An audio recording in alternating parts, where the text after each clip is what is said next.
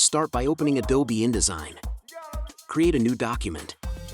Choose the print preset for optimal printing options.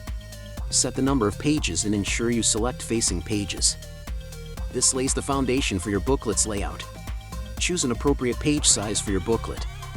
Common sizes include A5 or letter. Now, design your pages.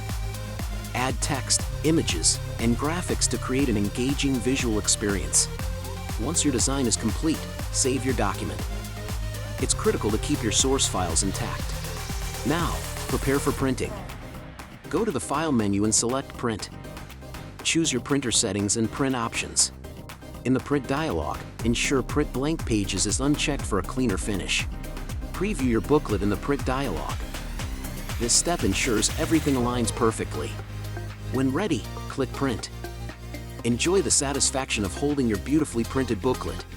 Finally, review your printed booklet. Make sure it meets your expectations before sharing it with others. And there you have it, your guide to creating and printing booklets in Adobe InDesign.